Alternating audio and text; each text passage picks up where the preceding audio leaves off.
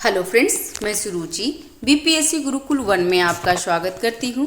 Friends, आज हम देखेंगे एडुटेरिया का जो बिहार तथ्य संग्रह है उसके बारे में देख लेंगे। वन लाइनर है फ्रेंड्स, और ये बिहार के लिए जितने भी बिहार में एग्ज़ाम होता है उसके लिए काफ़ी इम्पोर्टेंट है, जिसमें मैंने एक बिहार का परिचय और प्राचीन बिहार और मध्यकालीन बिहार अपलोड कर चुकी हूँ, तो जाकर के आप प्लेलिस्ट में देख लेंगे। और साथ ही साथ इम्तियाज़ अहमद का भी जो बश्तुनिश प्रश्न आता है वो जो एमसीक्यू बेस पे रहता है फ्रेंड्स, वो मैं सारे अपलोड कर चुकी हूँ, जिसमें ज्योग्राफी, बिहार का ज्योग्राफी, बिहार का पॉलिटी और बिहार का हिस्ट्री सारे अपडेट हो चुके हैं, तो जाकर के आप चेक कर लेंगे। ठीक है, और आज हम देखते हैं इसके बारे में, आधुनिक बिहार के बारे में। फ्रेंड्स, इससे पहले एडुटेरिया का करेंट कॉन्सेप्ट जो करंट अफेयर के लिए काफ़ी इंपॉर्टेंट है, जिसमें डिटेल्स में है दिया हुआ, और उसमें क्या है फ्रेंड्स कि वो प्री और मेंस दोनों के लिए इम्पोर्टेंट है। और साथ ही साथ उसका टेस्ट जो आधार टेस्ट सीरीज है जो एनसीईआरटी बेस पे था, उसका टोटल 17 टेस्ट थे, जिसमें सारे मैं अपलोड कर दी हूँ, तो जाकर चेक कर लेंगे। और जुनून टेस्ट सीरीज जो ऑथेंटिक बुक का है उसका भी अपलोड हो रहे हैं फ्रेंड्स। और फ्रेंड्स, परफेक्शन आईएएस का टेस्ट सीरीज और 90 डेज प्लानर और करेंट अफेयर, और साथ ही साथ खान ग्लोबल स्टडी का केजीएस का करेंट अफेयर भी वहाँ पे अपलोड हो चुके हैं, तो जाके देख लेंगे। तो चलिए स्टार्ट करते हैं आज के बारे में आधुनिक बिहार। तो पहला है यूरोपीय कंपनियों का प्रवेश, जनजातीय विद्रोह, 1857 की क्रांति और बिहार, राष्ट्रीय आंदोलन और बिहार और पृथक बिहार का गठन, ये सारे देख लेंगे फ्रेंड्स। यूरोपीय कंपनियों का प्रवेश, तो बिहार में सर्वप्रथम पुर्तगाली आए और जो हुगली से पटना नाव द्वारा व्यापार करते थे, वे पटना से क्या तो सोरा, सूती वस्त्र, चीनी, मिट्टी के बर्तन और मसाले आदि प्राप्त करते थे, तो ये ध्यान रखेंगे। ठीक है, और 1632 में पटना कॉलेज की उत्तरी इमारत डचों ने अपना व्यापारिक केंद्र स्थापित किया। डचों की अभिरुचि सूती वस्त्र, सोरा आदि के लिए है। तो फ्रेंड्स, ये बहुत बार एग्जाम में पूछ लिया है। इस इनफैक्ट फ्रेंड आपको बता दूं कि अगर आप ये बुक पढ़ेंगे तो, और घटना चक्र पूर्वालोकन अगर बिहार का पढ़े होंगे तो उसमें आपको सारा कुछ याद आ जाएगा, क्योंकि इसमें ऐसा है जैसे हम लोग क्या करते हैं ना, कोई बुक लेते हैं तो उसके हम लोग छोटा छोटा नोट्स बनाते हैं जो एग्ज़ाम के टाइम में पढ़ना होता है। तो ये जो बुक है ना, पूरा बिहार स्पेशल में नोट्स के तौर पे देखेंगे फ्रेंड्स। ये जिसमें एक एक पेज, एक एक लाइन इंपॉर्टेंट है जो एग्जाम में पूछा हुआ है फ्रेंड्स। तो ये डच के बारे में बहुत बार पूछता है कि डच अपनी फैक्ट्री पटना में कब स्थापित किए थे, तो 1632 ईस्वी में। नेक्स्ट है, अंग्रेजों ने 1620 में पटना के आलमगंज में अपना व्यापारिक केंद्र स्थापित किए, लेकिन वह 1621 में बंद हो गया था। उन्हें व्यापारिक केंद्र की स्थापना करने में वास्तविक सफलता कब मिली थी फ्रेंड्स, तो 1651 ईस्वी को मिला था, तो ध्यान देंगे। नेक्स्ट है, अंग्रेजी यात्री पीटर मुंडी 1632 ईस्वी में बिहार आया था। उसने यहाँ व्यापार की संभावनाएं देखी थी तथा डच कंपनी को व्यापार करते हुए देखा था। और ये भी पूछता है फ्रेंड्स कि पीटर मुंडी जो मुगल शासक थे, किस मुगल शासक के टाइम में आए थे, तो पीटर मुंडी शाहजहां के टाइम में आए थे फ्रेंड्स। तो ये भी ध्यान रखेंगे, एग्जाम में पूछ लेता है मध्यकालीन बिहार में। नेक्स्ट है, अंग्रेजी कंपनी की फैक्ट्री में वर्तमान गुलजार बाग पटना स्थित गवर्नमेंट प्रिंटिंग प्रेस एवं सर्वे कार्यालय स्थित है। नेक्स्ट है, डेनिश कंपनी ने 1774 ईस्वी में पटना में नेपाली कोठी के समीप अपनी फैक्ट्री स्थापित की थी।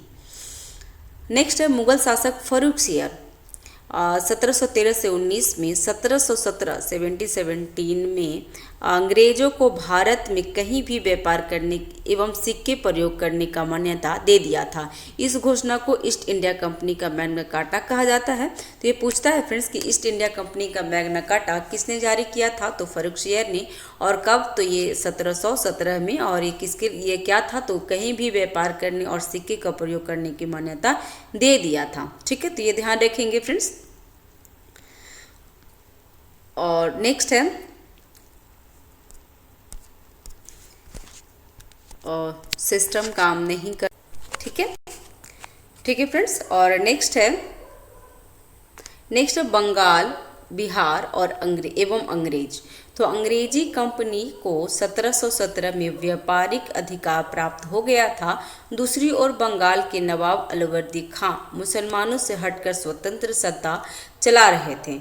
और क्या है, तो ये मुगलों से हटकर स्वतंत्र सत्ता चला रहे थे, अतः व्यापारिक हितों के लिए संघर्ष स्वाभाविक था। ठीक है, नेक्स्ट है 1756 में अलवर्दी खां की मृत्यु हो गई थी। उसके बाद नाती सिराजुद्दौला बंगाल का नवाब बन गया था।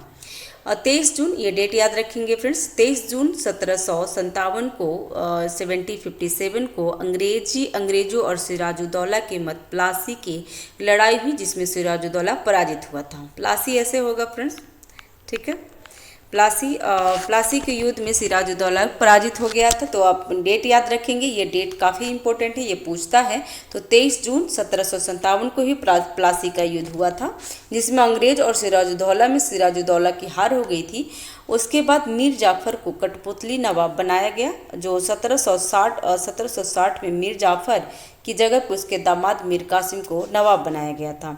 और ठीक है, तो नेक्स्ट है मीर कासिम ने अंग्रेजों के हस्तक्षेप को कम करने के उद्देश्य से अपनी राजधानी मुंगेर स्थानांतरित किया था। तो ये क्वेश्चन आपको बिहार में मिल जाएगा फ्रेंड्स, कि किसने अपनी राजधानी मुर्शिदाबाद से मुंगेर लाया था। तो ये लाया था मीर कासिम, एग्जाम के लिए काफ़ी इंपॉर्टेंट है। मीर कासिम लाए थे, और स्थानीय व्यापारियों पर से करों को समाप्त कर दिया। इससे ब्रिटिश व्यापारियों को परेशानी होने लगी। अंग्रेजों ने 1763 ईस्वी में मीर कासिम को हटाकर पुनः मीर जाफर को नवाब बना दिया। ठीक है, तो मीर कासिम को भी हटा दिया था। कब हटाया था फ्रेंड्स? तो 1763 ईस्वी में, और फिर से मीर जाफर को नवाब बना दिया था। 1763 में मीर कासिम भागकर पटना आ गया, और पटना में उसने अंग्रेजी फैक्ट्री पर अधिकार कर लिया था।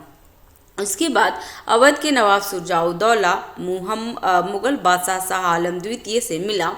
तीनों की संयुक्त सेना एवं अंग्रेज हेक्टर मुनरो के नेतृत्व में, एक भी क्वेश्चन पूछता है फ्रेंड्स कि जो बक्सर का युद्ध हुआ था उसका अंग्रेज का नेतृत्व किसने किया था अंग्रेजों का? तो हेक्टर मुनरो ने किया था। ये ध्यान रखिएगा फ्रेंड्स, के बीच 22 अक्टूबर 1764 को बक्सर का युद्ध हुआ था। ठीक है, तो ये काफ़ी इंपॉर्टेंट है, ध्यान रखेंगे ये सब फ्रेंड्स, ये डेट याद रखेंगे। कब हुआ था बक्सर का युद्ध? तो बक्सर का युद्ध 22 अक्टूबर 1764 को हुआ था। और अंग्रेजों का जो नेतृत्व कर रहा था अंग्रेजी सेना का, तो वो हेक्टर मुनरो कर रहे थे। और साथ ही साथ अवध कौन कौन किसके बीच में हुआ था? तो मीर कासिम, अवध के नवाब सिराजुद्दौला, मुगल बादशाह शाह आलम द्वितीय थे। ठीक है, तो ये ध्यान रखेंगे। नेक्स्ट है 12 अगस्त 1765 को इलाहाबाद की संधि हुई थी। तो इलाहाबाद की 2 संधि हुई थी फ्रेंड्स, एक 12 अगस्त 1765 को, एक 16 अगस्त 1765 को। तो ये वाला डेट याद रखेंगे, ये ज़्यादा पूछता है। तो यही है कि इलाहाबाद की संधि जो मुगल बादशाह के साथ किया गया था। तो 12 अगस्त 1765 को इलाहाबाद की संधि के तहत मुगल सम्राट शाह आलम द्वितीय को 26 लाख रुपए वार्षिक के बदले में ईस्ट इंडिया कंपनी को बिहार, बंगाल और उड़ीसा का दीवानी लगान वसूली अधिकार दे दिया था। तो ये ध्यान रखेंगे फ्रेंड्स, ये बिहार, बंगाल और उड़ीसा का जो दीवानी वसूलने का अधिकार किससे दे दिया गया था? तो अंग्रेजों को। और कब दिया गया था? तो 12 अगस्त 1765 में, और इलाहाबाद की संधि हुई थी जो बक्सर युद्ध के बाद हुआ था। ठीक है, नेक्स्ट है 1766 में पटना स्थित अंग्रेजी फैक्ट्री में मुख्य अधिकारी मिल्टन को राजा धीरज नारायण और राजा सिताब राय के साथ एक प्रशासनिक मंडली का सदस्य बनाया गया। 1767 में धीरज नारायण को हटाकर सिताब राय को कंपनी का नवाब बना दिया गया था। 1770 में 1770 में बंगाल बिहार के क्षेत्र में भीषण अकाल पड़ा। पटना, भागलपुर, दरभंगा, पूर्णिया में अकाल का प्रयोग भयंकर था। 1783 ईस्वी में बिहार में पुनः अकाल पड़ गया था। जांच अधिकारी जॉन सौर ने एक अन्नागार के निर्माण का सुझाव दिया। इसके सुझाव पर 1784 में पटना में ब्रिटिश इंजीनियर जॉन गास्टियन द्वारा गोलघर का निर्माण किया गया था। तो ये भी पूछ सकता है कि गोलघर का निर्माण कब हुआ था? तो 1784 में, और किसके द्वारा? इंजीनियर कौन थे? तो जॉन गास्टियन थे। ठीक है फ्रेंड्स, और सब ध्यान रखेंगे फ्रेंड्स। नेक्स्ट है जनजातीय विद्रोह। फ्रेंड्स आपको बता दें कि जो इम्तियाज अहमद का जो बुक है वस्तुनिष्ठ प्रश्न, वो काफ़ी इंपॉर्टेंट होगा एग्जाम के लिए, क्योंकि उसमें 4 ऑप्शन करके दिया हुआ है, एमसीक्यू बेस पे है, जिसका मैं प्लेलिस्ट में हमारा डाला हुआ है। फ्रेंड्स आप जाके वहाँ चेक कर लीजिएगा, सारा अपलोड किया हुआ है, तो आप वहाँ पे पढ़ लेंगे, यहाँ पे पढ़ के फिर वहाँ पे आप एमसीक्यू लगाइए। इससे आपको कंफर्म हो जाएगा कि क्वेश्चन आपका कोई भी रॉन्ग नहीं होगा। ठीक है, तो जनजातीय विद्रोह में जनजातीय क्षेत्रों में अंग्रेजों के बढ़ते राजनीतिक, आर्थिक और धार्मिक हस्तक्षेप के कारण कई जनजातीय विद्रोह हुए। बिहार के प्रमुख जनजातीय विद्रोह निम्नलिखित हैं। तो कौन कौन है देख लेंगे, और फ्रेंड्स ये डेट भी याद रखेंगे, क्योंकि डेट जो ईयर है वो याद रखेंगे, और क्षेत्र याद करेंगे, और नेतृत्वकर्ता, सब ये चारों याद करेंगे, क्योंकि ये सब क्वेश्चन जरूर पूछते हैं। तो पहला है तमाड़ विद्रोह। तमाड़ विद्रोह कब हुआ था? तो 1789 से 94 में छोटा नागपुर में। चेरो विद्रोह 1800 से 1802 में, ये ज़्यादा पूछा हुआ है, 1802 तक हुआ था, और ये कहाँ? पलामू क्षेत्र में, और नेतृत्वकर्ता भूषण सिंह थे। हो विद्रोह 1820-21 में हुआ था, सिंहभूम में हुआ था। कोल विद्रोह 1831-32 में छोटा नागपुर की जगह पे हुआ था, और इसका जो नेतृत्व करते थे बुधू भगत किए थे। कोल भगत, बुधू भगत, ठीक है। कोल विद्रोह बुधू भगत ने किए थे। और 1831-32 में संथाल विद्रोह 1855-56 में बहुत बार पूछा है। कोल विद्रोह, चेरो विद्रोह, हो, कोल, संथाल, ये सब इम्पोर्टेंट है, ये बहुत बार रिपीटेड किया हुआ है। रिपीट आप अगर देख लेंगे ना एमसीक्यू, तो उसमें सारा, आप एमसीक्यू नहीं, आप पीवाईक्यू देखेंगे तो आपको इसमें सारा कुछ पूछा रहेगा। तो संथाल विद्रोह 1855-56 में संथाल परगना में, और सिद्धू, कान्हू, चांद भैरव, ये चारों भाई थे, उसके द्वारा नेतृत्व किया गया था। सरदारी विद्रोह 1858 से 1895 तक हुआ था फ्रेंड्स, छोटा नागपुर सिंहभूम में। मुंडा विद्रोह, ये भी बहुत बार पूछा हुआ है। तो मुंडा विद्रोह 1895 टू 19 में हुआ था, और ये छोटा नागपुर क्षेत्र में, और बिरसा मुंडा इसके नेतृत्वकर्ता थे। और मुंडा विद्रोह को उलगुलान विद्रोह भी कहा जाता है फ्रेंड्स, तो ये भी ध्यान रखिएगा, क्योंकि एग्जाम में पूछता है कि उलगुलान विद्रोह किसे कहा जाता है, तो ये मुंडा विद्रोह को भी कहा जाता है। ताना भगत विद्रोह 1913 से 14 के बीच में हुआ था, गुमला में, और जतरा भगत ने किए थे। तो याद रखिएगा फ्रेंड्स। और ये ताना भगत जो है ना विद्रोह, वो गांधी जी से प्रभावित था, तो ये भी ध्यान रखिए, क्वेश्चन पूछ लेता है। नेक्स्ट है संथाल विद्रोह। अब हमारे डिटेल्स में पढ़ लेते हैं उसके बारे में। तो संथाल विद्रोह 1855-56 में, ये 1857 जो 1857 ईस्वी की क्रांति के तुरंत पहले, ये क्वेश्चन पूछता है कि 1857 की जो क्रांति हुई थी उसके तुरंत पहले कौन सा विद्रोह हुआ था? तो ये संथाल विद्रोह हुआ था फ्रेंड्स, ठीक है, क्योंकि 1855-56 में, जबकि 1857 में सिपाही विद्रोह जो कहा जाता है क्रांति हुई थी। तो तुरंत पहले यह विद्रोह भागलपुर के राजमहल तक के क्षेत्र में हुआ था, जिसे दामन यकोह कहा जाता है। दामन यकोह किसे कहा जाता है फ्रेंड्स? तो भागलपुर से राजमहल क्षेत्र को दामन यकोह कहा जाता है, एग्जाम में पूछा हुआ है। ठीक है, नेक्स्ट है जनजातीय शोषण। यह जनजातीय शोषण के विरुद्ध प्रथम सशक्त जनजातीय विद्रोह था। ठीक है फ्रेंड्स, ठीक है।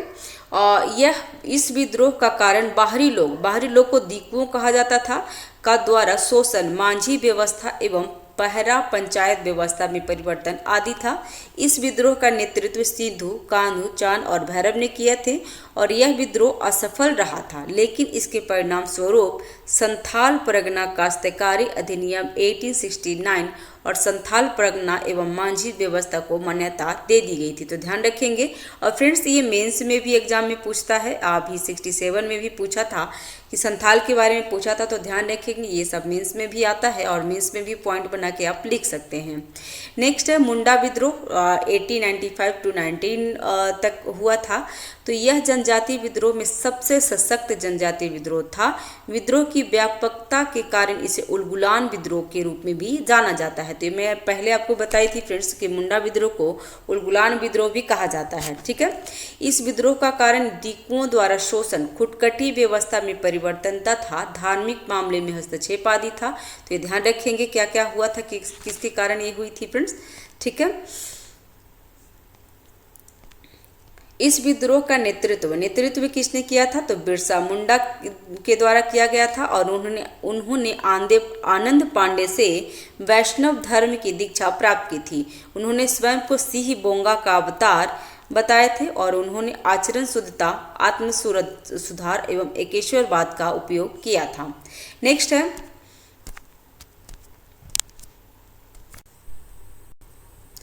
नेक्स्ट है इस विद्रोह का तीव्र रूप कब हुआ था फ्रेंड्स? तो 1899 में रहा, जब कई स्थानों पर अंग्रेजों को हराया गया था।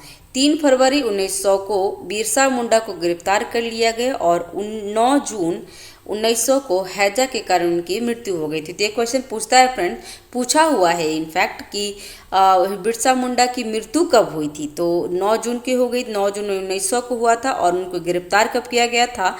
तो 3 फरवरी 1900 को गिरफ्तार किया गया था। तो ये भी ध्यान रखेंगे। विद्रोह के परिणाम स्वरूप खूंटकटी व्यवस्था पुनः लागू की गई और छोटा नागपुर काश्तकारी अधिनियम 1908 पारित किया गया था।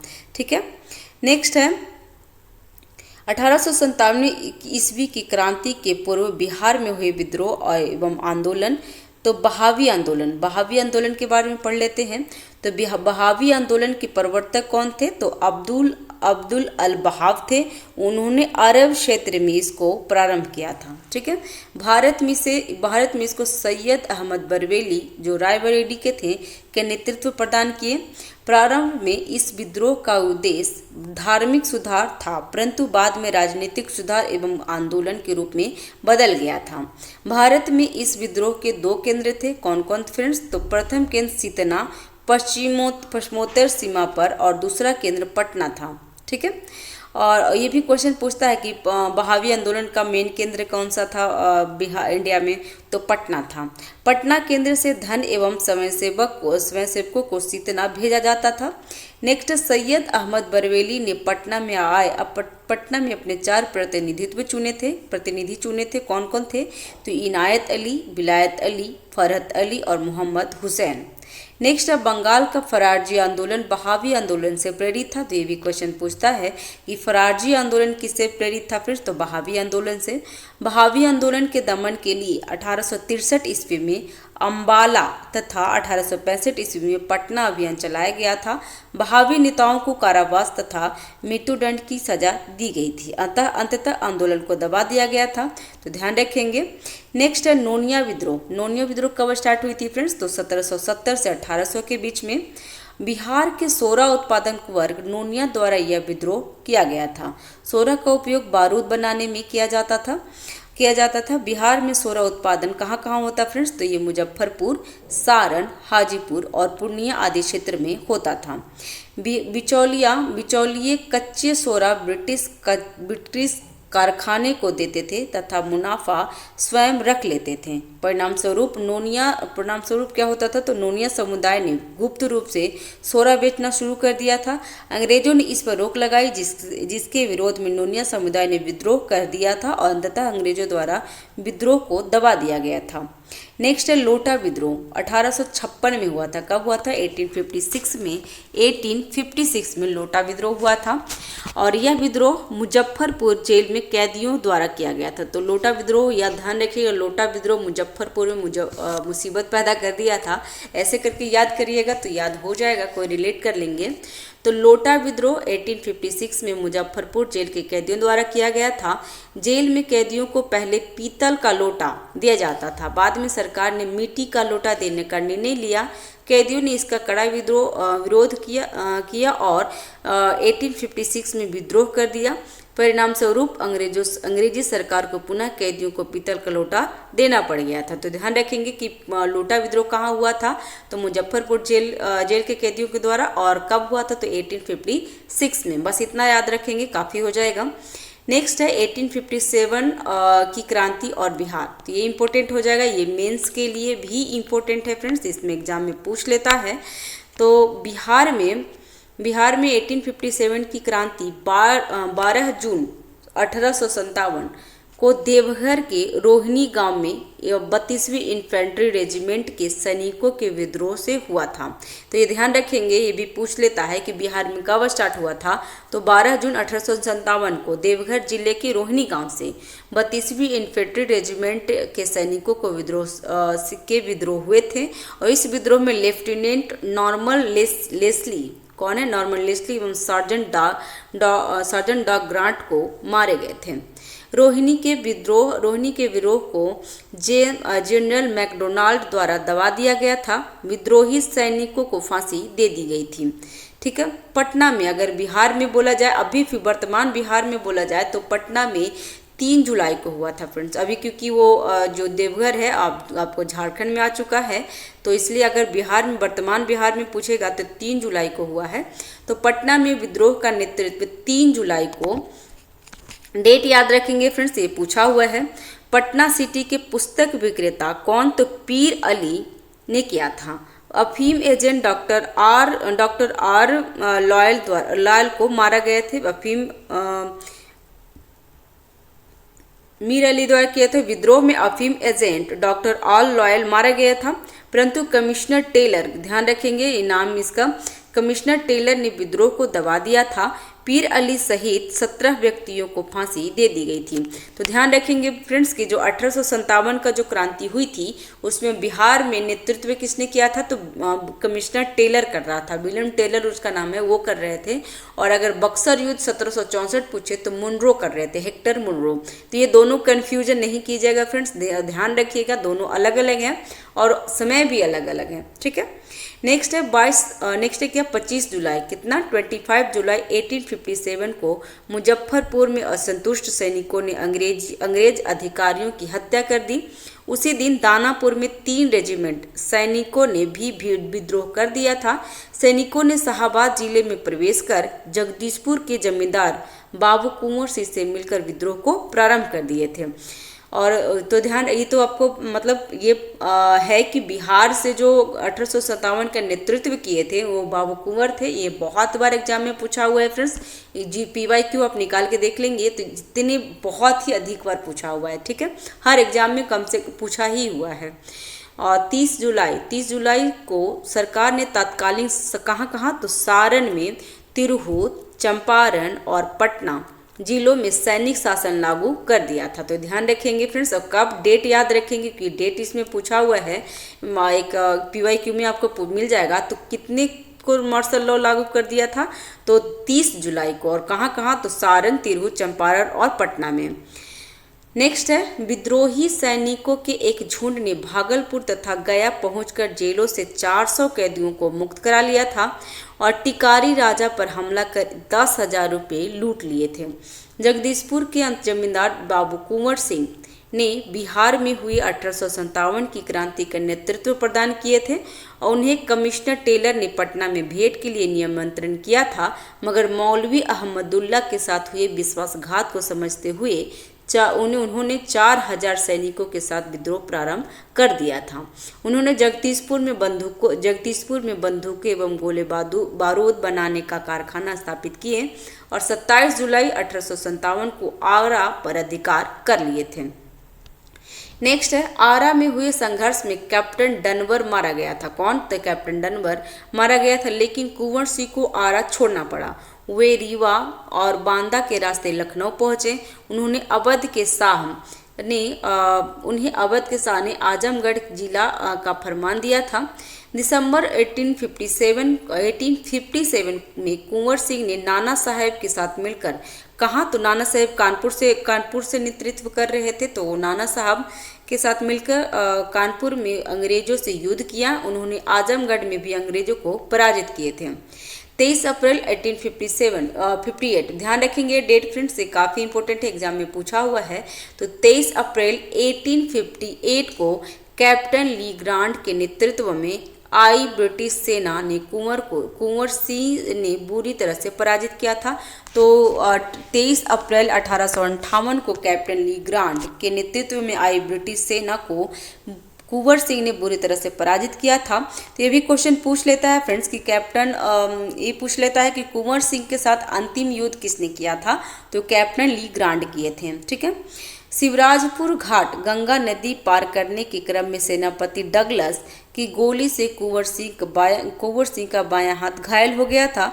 उन्होंने अपने बायां हाथ काटकर गंगा में प्रवाहित करते हुए कहा, हे मैया, हे गंगा मैया, अपने प्यारे की यह अकिंचित भेंट स्वीकार करूं। ठीक है। नेक्स्ट है, और 26 अप्रैल 1858 को कुंवर सिंह की मृत्यु हो गई थी क्योंकि उनके हाथ कट गई थी। ठीक है, तो ये डेट भी याद रखेंगे। 26 अप्रैल 1858 को कुंवर सिंह की मृत्यु हो गई थी। और कुंवर सिंह की मृत्यु के बाद उनके छोटे भाई कौन, तो अमर सिंह ने आंदोलन का नेतृत्व संभाला, जबकि दूसरे भाई हरि किशन सिंह ने उनको पूर्ण सहयोग दिए थे। अमर सिंह ने कैमूर की पहाड़ी में मोर्चाबंदी कर सरकार के विरुद्ध संघर्ष जारी रखा था। नवंबर 1858 तक अंग्रेजी अधिकार पुनः स्थापित हो गया था। विद्रोहियों ने हथियार डाल दिए। महारानी विक्टोरिया ने क्षमादान की घोषणा की थी, परंतु अमर सिंह आदि को दंडित किया गया था। नेक्स्ट है, कांग्रेस की स्थापना और बिहार के बारे में पढ़ लेते हैं फ्रेंड्स।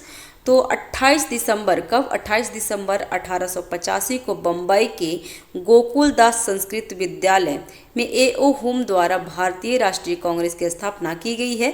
तो ये ध्यान रखेंगे किसके द्वारा, तो A.O. हुम द्वारा। और ये कौन थे, तो सेनावृत्त थे, मतलब रिटायर्ड थे। और भारतीय राष्ट्रीय कांग्रेस का कहाँ पे स्थापना हुई थी, तो बम्बई में। और डेट याद रखेंगे 28 दिसंबर 1885 को। ठीक है। प्रथम अधिवेशन की अध्यक्षता W.C. बनर्जी ने की थी। इस अधिवेशन में 72 पर कितने फ्रेंड्स, ये ध्यान रखेंगे 72 प्रतिनिधियों ने भाग लिए थे, लेकिन बिहार से कोई प्रतिनिधि इसमें शामिल नहीं थे। नेक्स्ट है, कांग्रेस के दूसरे अधिवेशन में बिहार के 31 प्रतिनिधि ने भाग लिया था। और कांग्रेस का दूसरा अधिवेशन कहाँ हुआ था फ्रेंड्स, तो ये कलकत्ता में हुआ था। उसके जो अध्यक्ष थे दादा भाई नौरोजी किए थे। ठीक है, तो ये भी ध्यान रखेंगे 1886 में हुआ था दूसरा अधिवेशन। नेक्स्ट है, बिहार में हुए कांग्रेस के अधिवेशन। तो अधिवेशन, वर्ष, स्थान और अध्यक्ष के बारे में देख लेंगे। तो 27वां अधिवेशन कहाँ हुई थी, तो कब हुई थी, तो 1912 में हुई थी फ्रेंड्स। और बांकीपुर पटना, और इसके अध्यक्ष कौन थे, तो R.N. मधोलकर थे। फ्रेंड्स, आपको 66 BPSC अगर आप दिए होंगे तो उसमें ये क्वेश्चन पूछ लिया था। फिर 37वां अधिवेशन जो हुई थी वो 1922 में हुई थी फ्रेंड्स। और ये कहाँ, तो गया में हुआ था। और जिसका जो अध्यक्ष थे चित्तरंजन दास थे। 54वां अधिवेशन 1940 में हुआ था। कहाँ, तो रामगढ़ में, झारखंड में। और ये मौलाना अबुल कलाम आज़ाद थे। तो बिहार में अगर पूछा जाए तो बिहार में सिर्फ 2 ही हुए थे, एक पटना में, एक गया में हुआ था। और ये तो झारखंड में आ गया फ्रेंड्स, तो ध्यान रखेंगे इसके लिए। नेक्स्ट है, ठीक है फ्रेंड्स, नेक्स्ट वीडियो में हम लोग देख लेंगे बंगभंग स्वदेशी आंदोलन और बिहार। ठीक है, ये वीडियो को छोटा छोटा ही रखते हैं ताकि आपको पढ़ने में भी इजी हो जाएगा। ठीक है, चैनल पे नए हैं तो चैनल को सब्सक्राइब कर लीजिएगा, लाइक कीजिए, शेयर कीजिए। कोई त्रुटि रहती है तो प्लीज़ कमेंट बॉक्स में आप हमें बता सकते हैं ताकि मैं उसमें कुछ सुधार कर सकूँ। ठीक है, और फ्रेंड्स अपने दोस्तों के साथ शेयर करें। Thank you for friends, have a nice day, keep watching, keep learning, thank you.